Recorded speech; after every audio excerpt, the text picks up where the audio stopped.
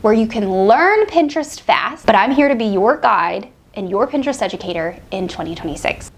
Let's talk about keywords and how to find them. Actually, hang on. Cut. So you're thinking about using Pinterest in 2026 to empower your marketing strategies, get more traffic, get more sales, maybe even connect with a new audience you haven't seen or heard from in years or ever. Well, my name is Farris, and I'm a Pinterest educator and strategist, and I have been doing this for the better part of 10 years. And I am here to be your guide and help you to understand how you can do just that. This video was brought to you in partnership with Pinterest, so thanks Pinterest. What is Pinterest? You might be wondering what this platform is. Well, Pinterest is a platform that is a search and discovery platform, but it's not just that, it's visual. It's a visual search and discovery platform that everyday users like yourself, like myself, go to and search for things that are going to help us bring our reality to life. For example, a user might come to Pinterest and plan their next home remodel. When I was remodeling the bathrooms in my house in Tucson, Arizona, I was on Pinterest looking at tile placement and how to pair tiles together, as well as tubs and colors and all of those sorts of things.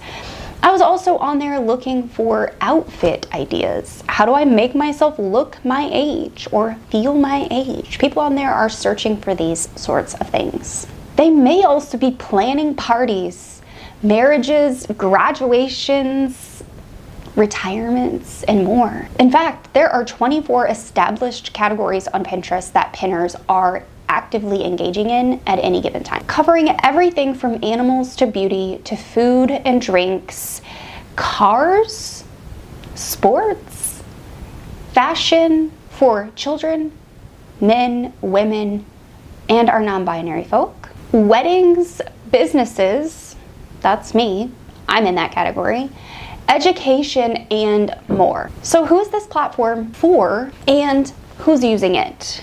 Well, there are 600 million monthly active users as of December of 2025, which is so exciting that we've broken that 600K mark. But everyone from the teenagers, like my daughter who's 15, who's looking for nail inspiration and cute outfits and funny memes to send to her friends, all the way to your grandparents are probably using Pinterest at this point.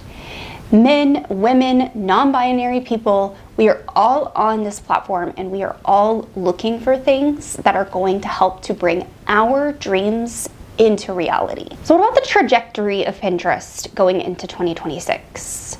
Well, they created this platform initially as a way for people to save ideas, but they didn't actually think about, and when I say they, I mean the original founders, I don't think they ever actually thought about what this platform was going to become. Over the course of, 15 years now, because my daughter is 15 and that is how old the platform is. Over the course of 15 years, this platform has grown into something for content creators, for e-commerce businesses, for brands, and even a place for the pop culture icons to come and pin things. Have you seen Martha Stewart on Pinterest? Because pinners that are actually saving everything from pop culture moments to funny things happening on the internet and everything in between. So yes, while it is a visual search and discovery platform, it's also a search engine and people are using it in both ways. This is where a lot of people actually talk about Pinterest being social media, where it's more of that search engine. It really has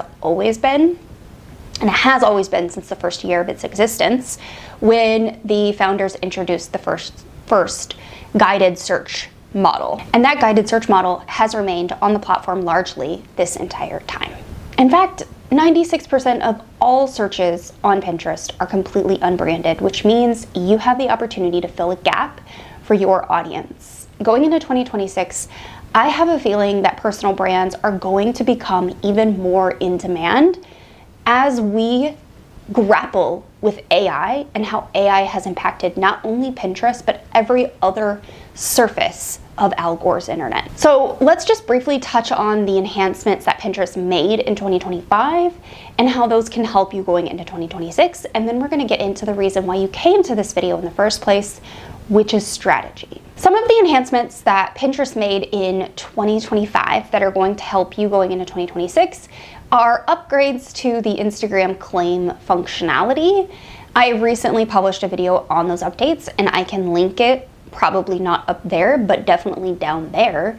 And you can go watch those. Those are not only helping you to direct traffic directly to your website now, but it's enabling you to actually utilize the auto publish feature, which is what they wanted you to do in the first place.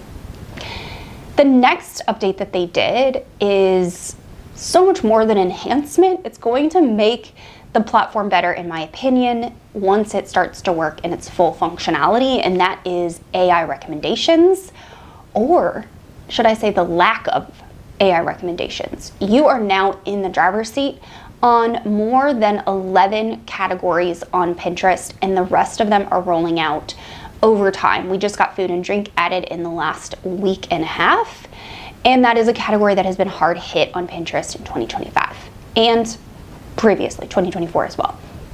Now, AI recommendations can be toggled off. They're on by default. You can toggle them off, and Pinterest should take that as a signal that you don't want to see that kind of content anymore. So definitely a pro in my book. Maybe it's in your book as well. And the last is a visual search update, which is actually pretty cool. They've had the Pinterest lens for a long time. However, the visual search update now allows you to actually search within a pin on the platform.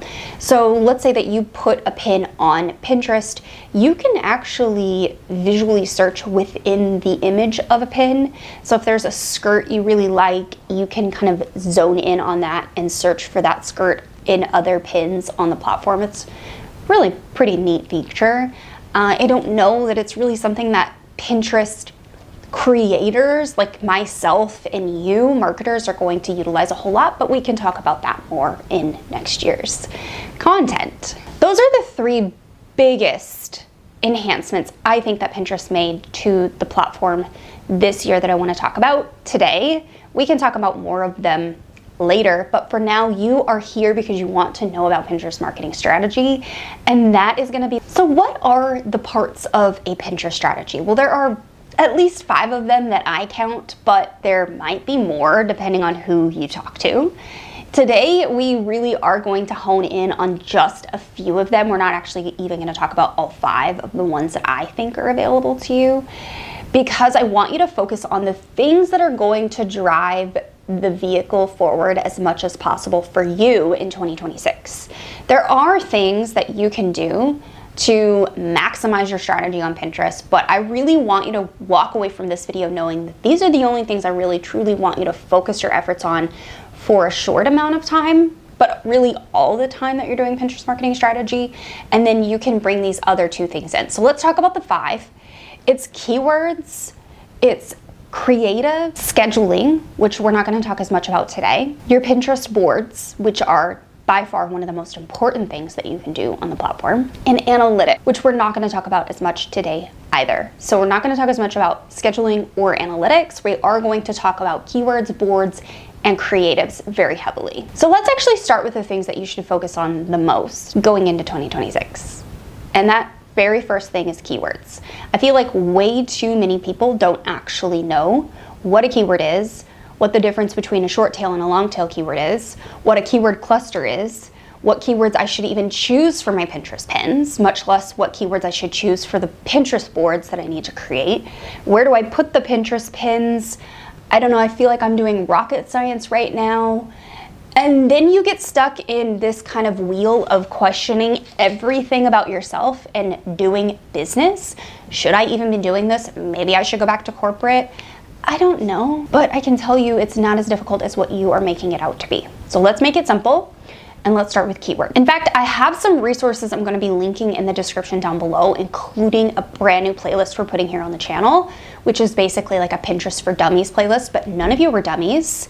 You're very smart people. So it's a Pinterest 101 playlist. I'm gonna put it in the description down below. We're gonna start pre-populating that playlist now, but there's gonna be brand new videos going on it going in 2026. There's 3 main ways to find them. I'm not gonna show you how to do that in today's video, even though I know you want me to. You can watch the video on how to find keywords in 3 ways. Number 1 is the search bar. Number 2 is the trends tool. And number 3 is the ads manager. Do you need to pay for a third-party keyword research tool? No, you do not. You can just use Pinterest. It's free. It's all I use, and my clients see great success. And so do my students. There's over like 400 of them, okay? They can vouch for me. So let's talk about the keyword breakdown and what you're going to decide. So number 1 is, how do I find keywords? I just told you how to do that. Number 2 is, which keywords do I choose? The most obvious decision is to choose the keyword that is the most related to your thing. So if your thing is how to make chocolate chip cookies, you're gonna use that exact phrase, how to make chocolate chip cookies.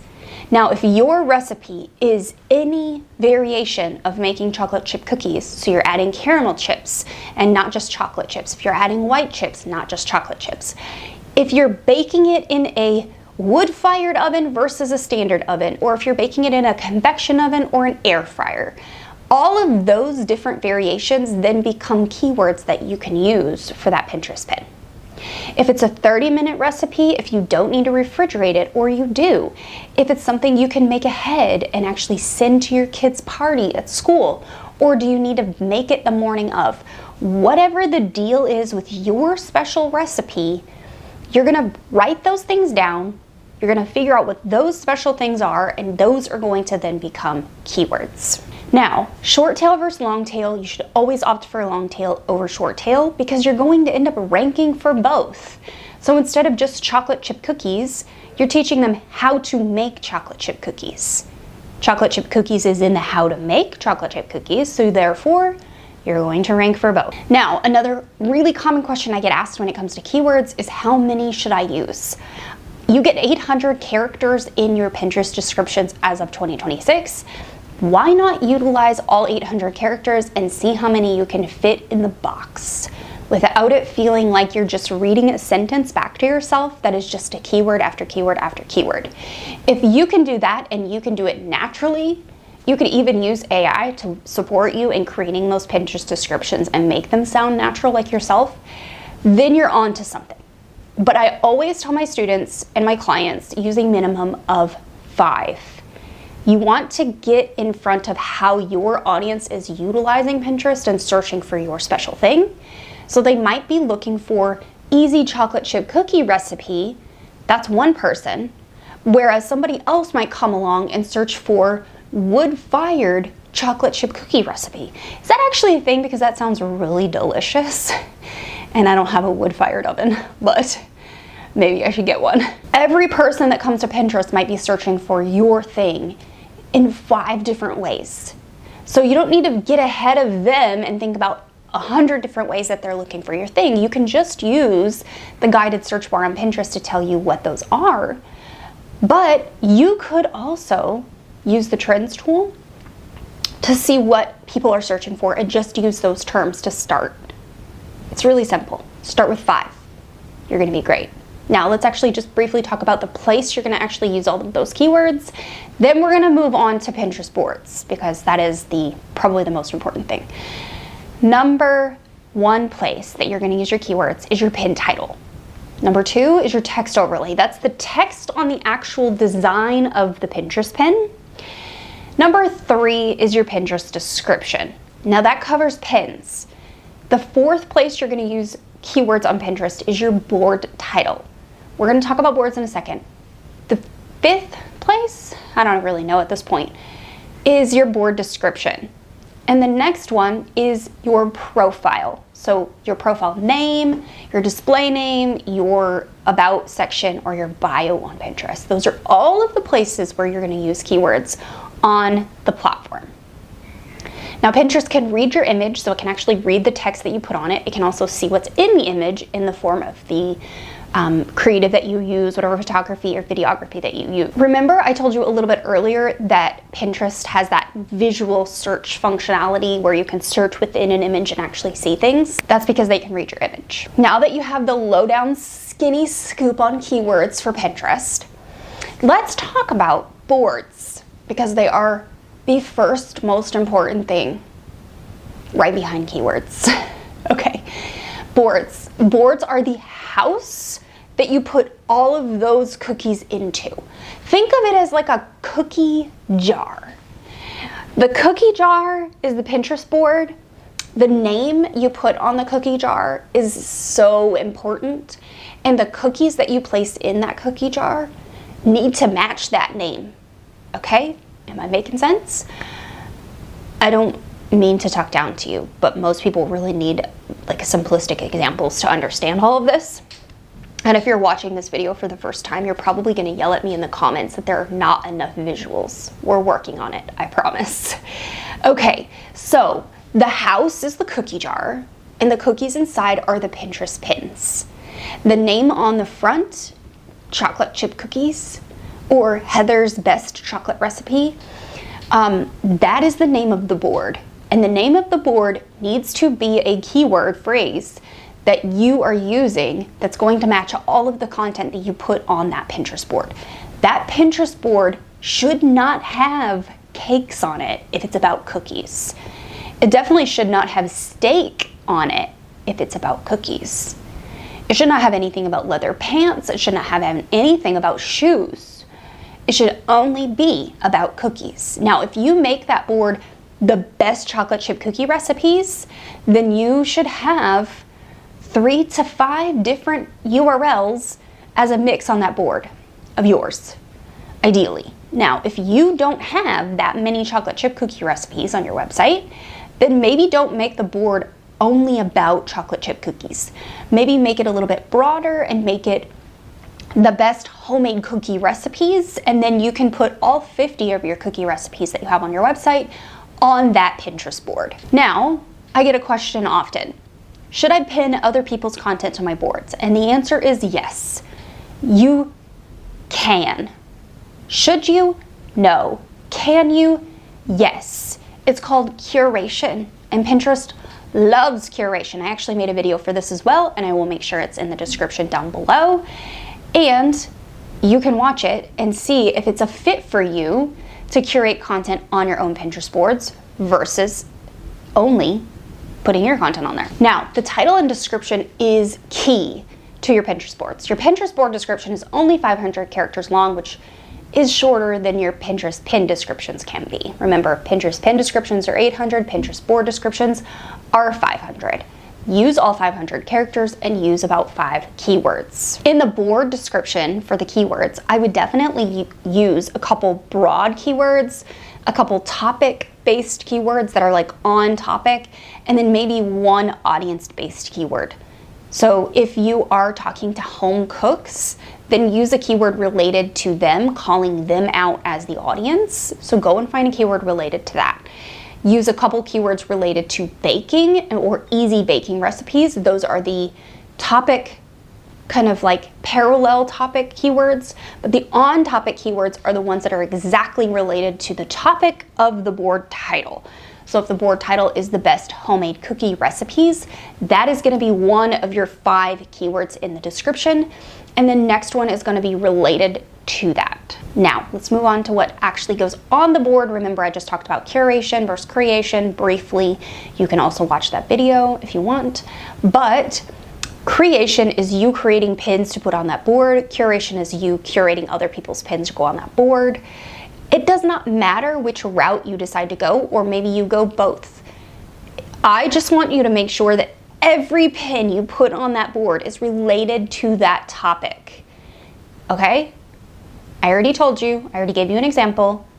We don't need to repeat ourselves. But do not go off topic. It confuses the algorithm. Let's talk about creatives, because that's the third most important piece to your Pinterest strategy for 2026.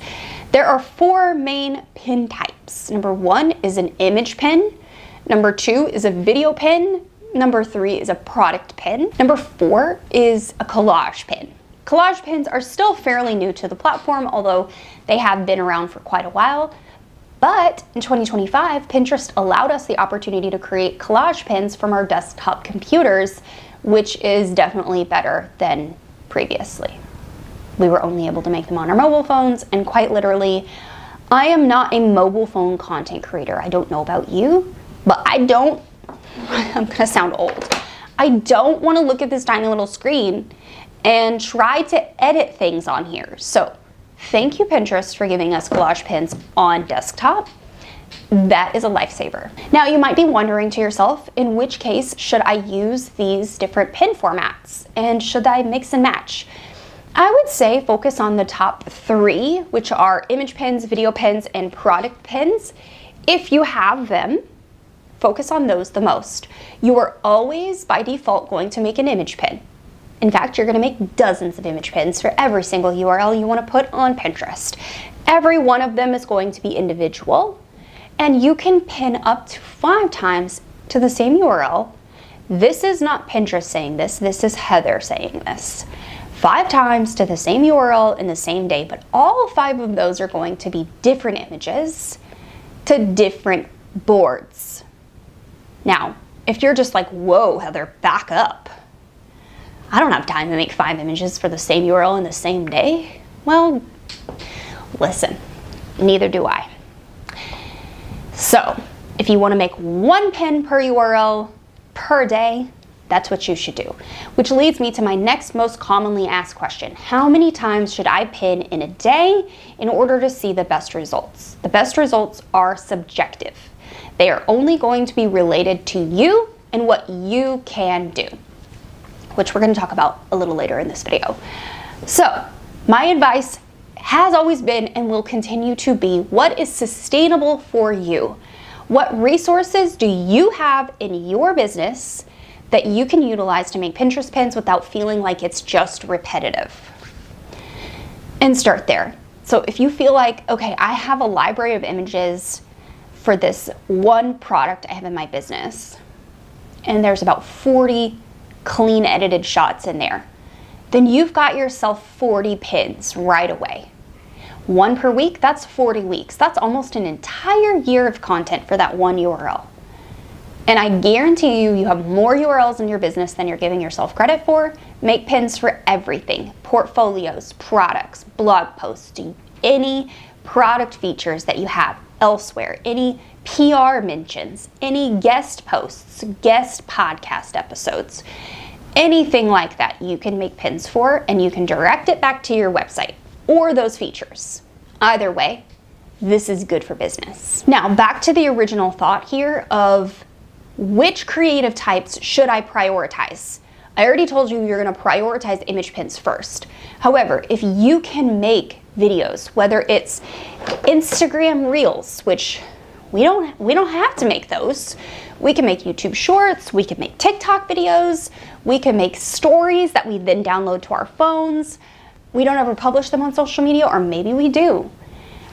Any video that you can make for your content is better than no videos.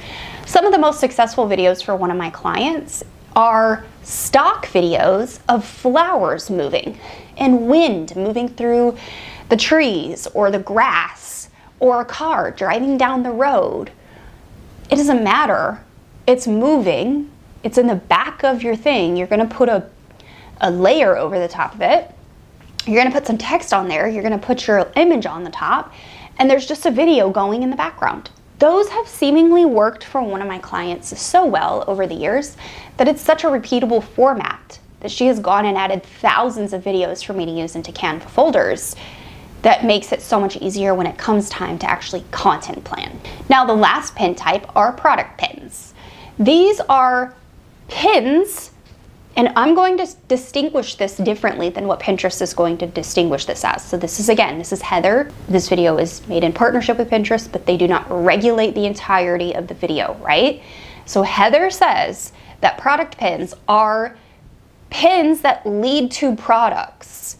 Now, that product could be on a landing page that is full of sales copy, like what I do, that sells a product, Or it could be linked to a Shopify store, a Wix store, a Squarespace store, a big commerce store. It could be linked to Amazon. It could be linked to Etsy.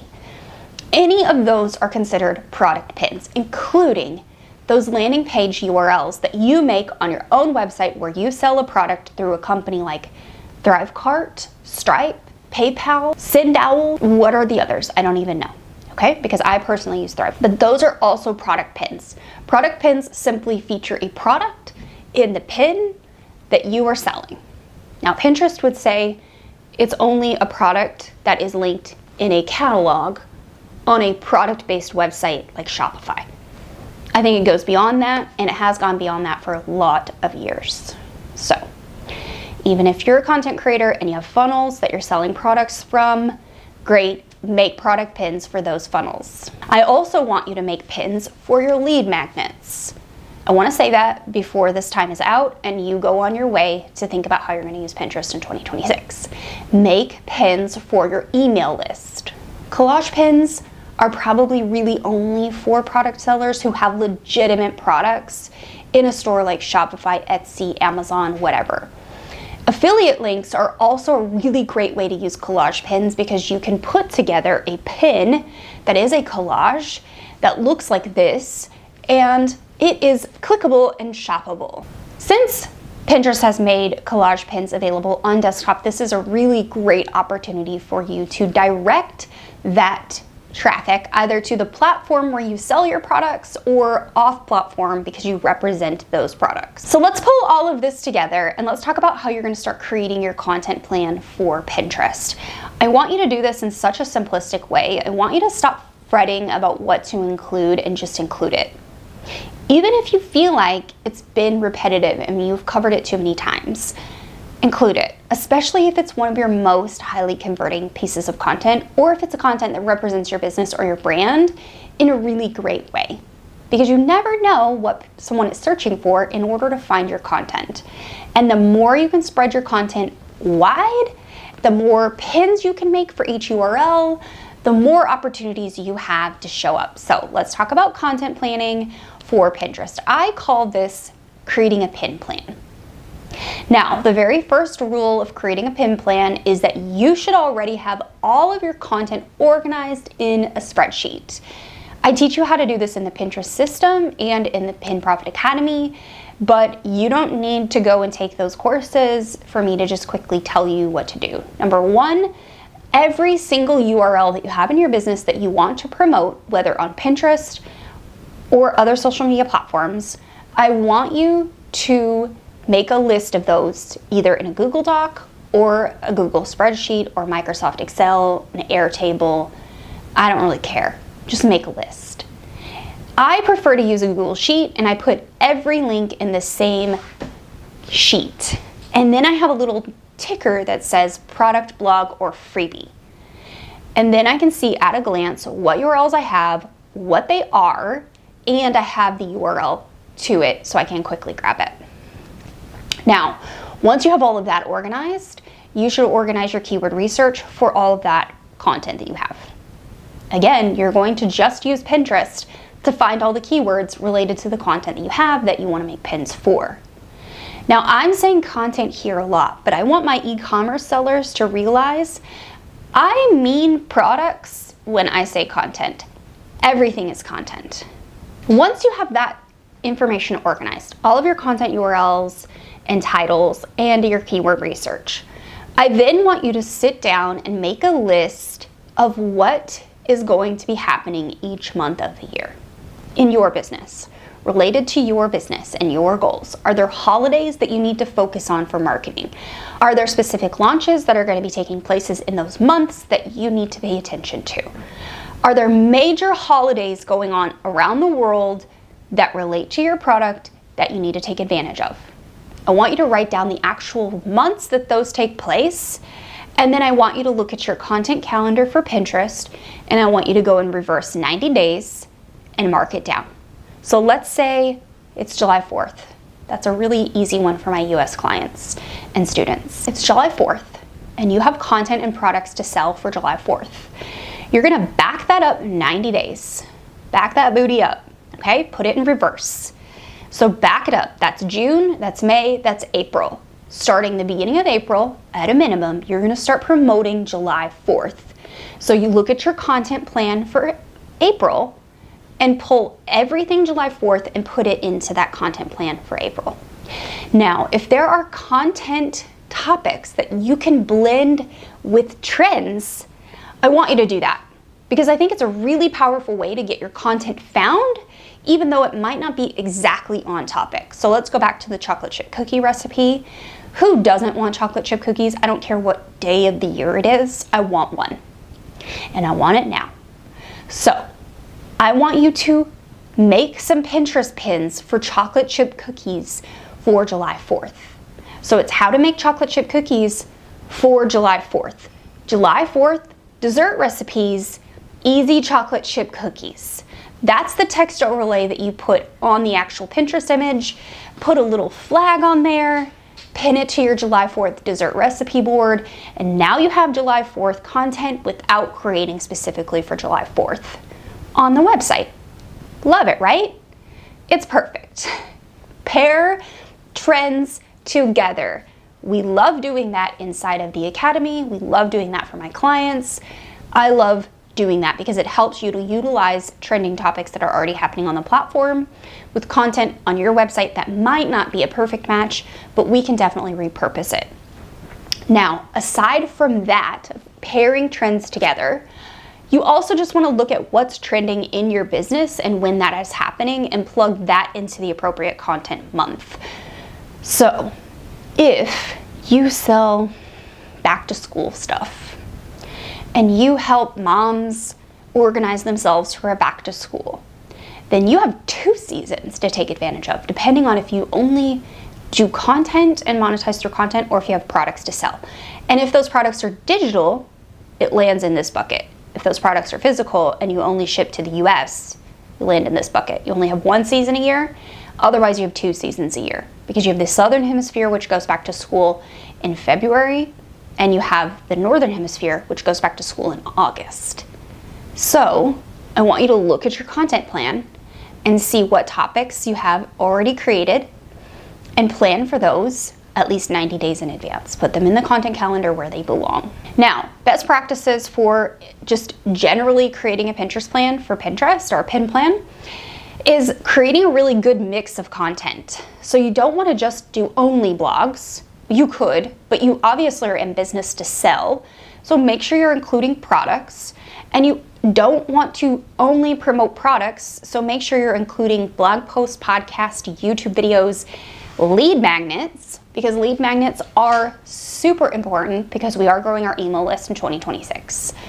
It is a no joke. We have to do that. So make sure you are creating landing pages for your lead magnets and you are creating pins that go to those lead magnet pages. Now, you're gonna ask me, how many URLs of each should I include? I want you to go back to that question we asked earlier, and I told you the answer was sustainability. How many can you sustainably make? If you can make 30, that's great.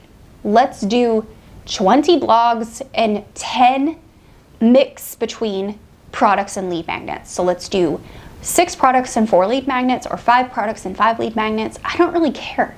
It doesn't really matter. And Pinterest doesn't care either. It just matters that you are mixing it up so it's not just the same bland tasting cookie, okay? A chocolate chip cookie without chocolate chips is not a chocolate chip cookie.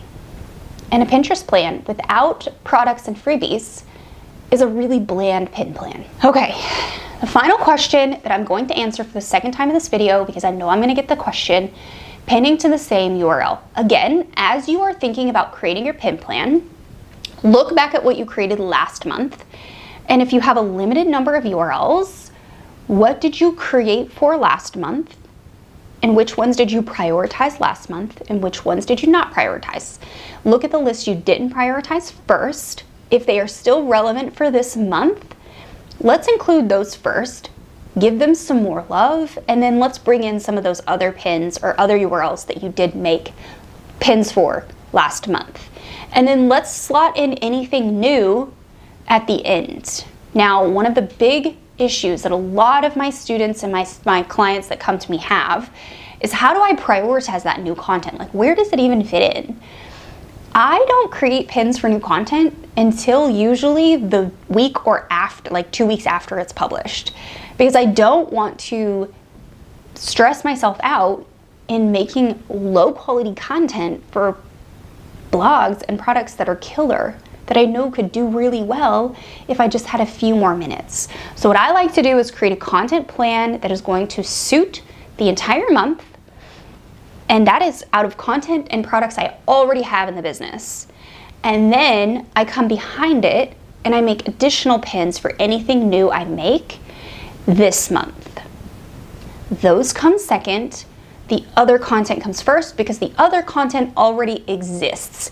And far too many people do not include enough of the older content, even though I know you spent hours writing it. I know you spent hours searching Unsplash or Canva for the perfect photo. I know you spent far too much time creating Pinterest pins for it. So let's prioritize all of that older content first, and then we bring the new content in second. So let's talk about your renewed focus for 2026. These are the things that are common amongst creators that I support, that I teach and coach, clients that I do the work for.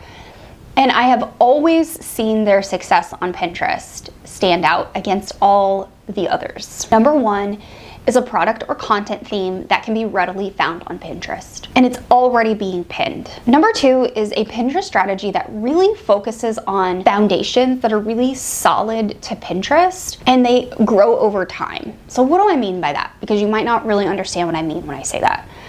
I mean that content on Pinterest lasts 2, 3, 4, 5 times longer than other platforms.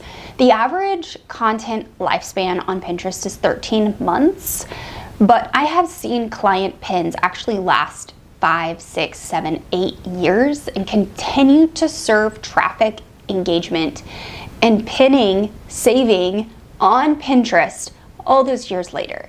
So if you can really focus your Pinterest strategy down on the 3 main core topics we talked about today, keywords, boards, and creatives, you are going to set yourself and your foundation up for growth over time. It is going to multiply itself and continue building even in those weeks and months that you feel like you cannot sit down on the computer and make pins. And you kick yourself because you can't sit down at the computer and make pins, but all of those other pins are still working for you, even when you're not pinning. That is what I mean by Pinterest foundations that grow over time. And the third most common thing that I see amongst creators that see success on Pinterest are marketers who make decisions based on their own data in their businesses. I recently had a former student come to me and tell me that he has had such a success in his business. He tried using Pinterest at one point.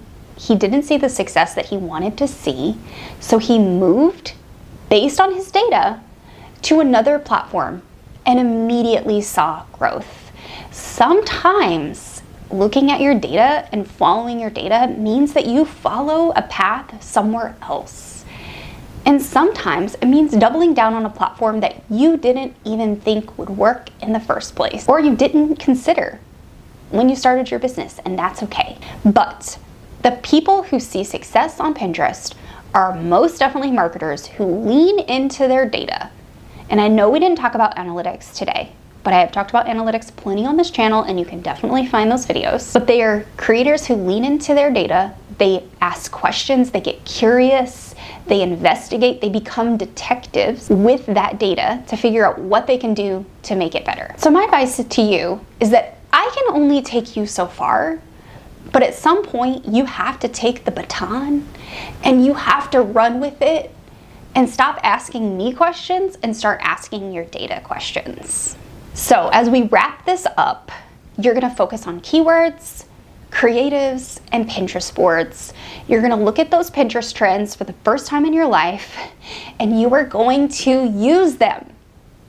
You're also going to incorporate in Pinterest Predicts, which Pinterest just launched in December for 2026. There's a lot of really fun categories that are represented in the Predicts report, and over 88% of the predictions Pinterest makes come true. So utilize those on top of the things that we talked about today. And if you need more support, we are here to support you. We have created a new Pinterest 101 playlist where you can go and get all of the beginner Pinterest information that you need, where you can learn Pinterest fast. You're not going to get results fast, but you're going to learn Pinterest fast because we know you don't have time. Or you can join Pin Profit Academy, where I can coach you one-to-one or in our group program settings, and you can go through my core education material, implement it, and get the results that you are seeking. Either way, learn for free or come join us in Pin Profit Academy. The option is up to you, but I'm here to be your guide and your Pinterest educator in 2026. Thanks for joining me.